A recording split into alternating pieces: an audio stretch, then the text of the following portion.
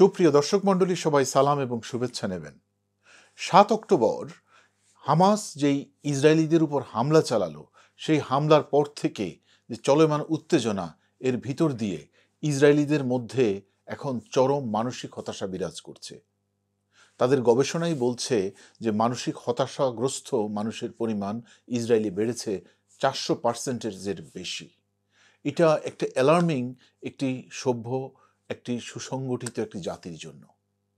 এর কারণ হচ্ছে যে হামাসের হামলার ব্যাপারটি অনেক সাধারণ ইসরায়েলির কাছে একটা অভূতপূর্ব ঘটনা হিসেবে তারা বিবেচনা করছেন। কারণ ইসরায়েল এত সুশিক্ষিত সেনাবাহিনী, তাদের টেকনোলজি সমগ্র বিশ্বের বিভিন্ন মাধ্যমে তারা বিক্রি করে থাকে।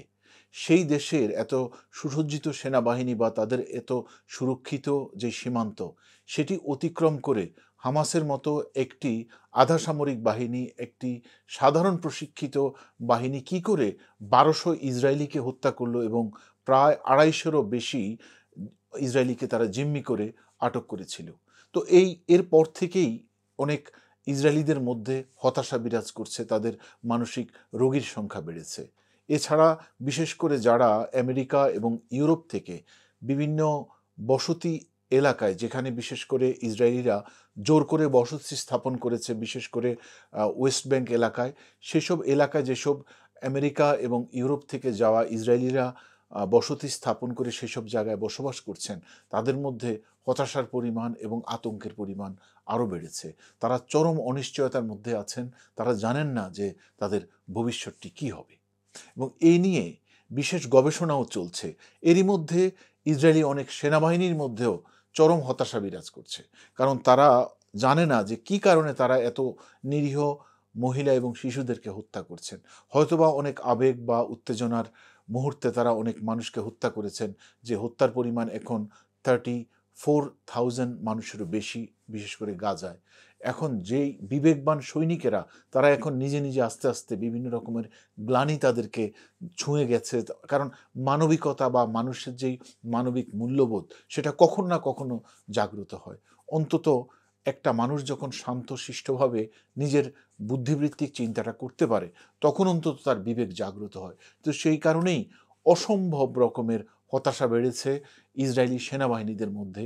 আপনারা বিভিন্ন গণমাধ্যমে দেখতে পাচ্ছেন যে তারা অনেকেই যুদ্ধের আগ্রহ হারিয়ে ফেলছে, কারণ তারা নিজেরাও জানে না কী কারণে তারা এত অসংখ্য নারী, শিশু বা অনেক সাধারণ মানুষকে তারা হত্যা করছে। দর্শক, যে ইসরায়েলিদের মধ্যে অত্যন্ত আত্মবিশ্বাস ছিল যে ১৫ দিন, ম্যাক্সিমাম ১ মাসের মধ্যেই তারা হামাস সম্পূর্ণরূপে নির্মূল করবে গাজা থেকে, কিন্তু এই প্রশিক্ষিত সেনাবাহিনী বা তার পেছনে যে দোসররা, বিশেষ করে আমেরিকা, ইউরোপের এত বিশাল সাপোর্ট থাকার পরও, এমনকি আরবের সমৃদ্ধ দেশগুলোর সাপোর্ট থাকার পরও, এরকম একটা অর্ধশিক্ষিত বা অপ্রশিক্ষিত হামাস বাহিনীকে নির্মূল করতে ইসরায়েলের ৬ মাসেরও বেশি সময় লাগলো। এই কারণে স্বয়ং ইসরায়েলিদের মধ্যে চরম হতাশা এবং আত্মবিশ্বাসহীনতায় তারা ভুগছেন। তো ইসরায়েলের একটি যেই গবেষণা প্রতিষ্ঠান, তারা এর মধ্যে গবেষণা করে বের করেছেন বর্তমান সময়ে ইসরায়েলের 5.3% মানুষ চরম হতাশায় ভুগছেন, এবং এর পরিমাণ মোট জনসংখ্যার তুলনায় সেটা 5,20,000-এর মতো। আর এই যেই হতাশায় তারা ভুগছেন, এই সিনড্রোমটির নাম হচ্ছে পিটিএসডি, অর্থাৎ পোস্ট ট্রমাটিক স্ট্রেস ডিসঅর্ডার। এই ডিসঅর্ডারে ভুগছেন এখন অসংখ্য ইসরায়েলি মানুষ। আর দর্শক, এরই মধ্যে জিএডি, জেনারেল অ্যাংজাইটি ডিসঅর্ডার বেড়েছে 18%, আর হতাশা বেড়েছে 13.5% ইহুদিদের মধ্যে।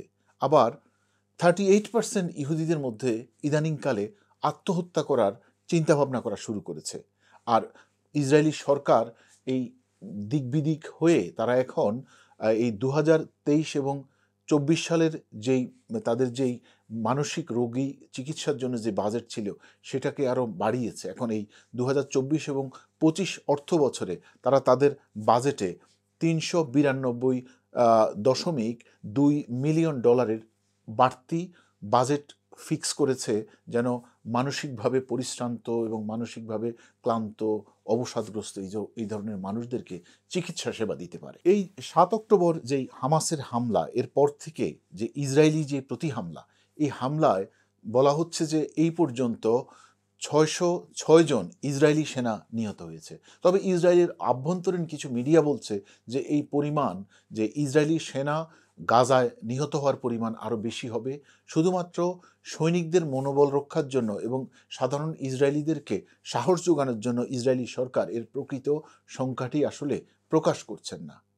তো বাস্তবতা হচ্ছে এই যে একটি বুদ্ধিবৃত্তি সম্পন্ন বা একটি সাধারণ চিন্তা করতে পারা মানুষের মধ্যে এরকম হত্যা, নিরীহ মানুষকে নির্যাতন করা বা এই ধরনের অত্যাচার অবিচারের বিরুদ্ধে মানুষের বিবেক কখনো না কখনো জাগ্রত হয়, এবং সাধারণ ইসরায়েলিদের মধ্যে অনেকের মধ্যে এই সাধারণ বিবেকটি জাগ্রত হয়েছে বলেই তাদের মধ্যে এই অ্যাংজাইটি তৈরি হয়েছে। তো আমরা আশা করব যে ইসরায়েলি সরকার অতি দ্রুত অন্তত নিজের দেশের নাগরিকদের সুরক্ষার জন্য, নিজের দেশের নাগরিকদের মানসিক এবং শারীরিক স্বাস্থ্য রক্ষার জন্য হলেও এই যুদ্ধ বন্ধ করে একটি শান্তির দিকে ধাবিত হবেন। সবাই ভালো থাকবেন, সুস্থ থাকবেন, সুন্দর থাকবেন।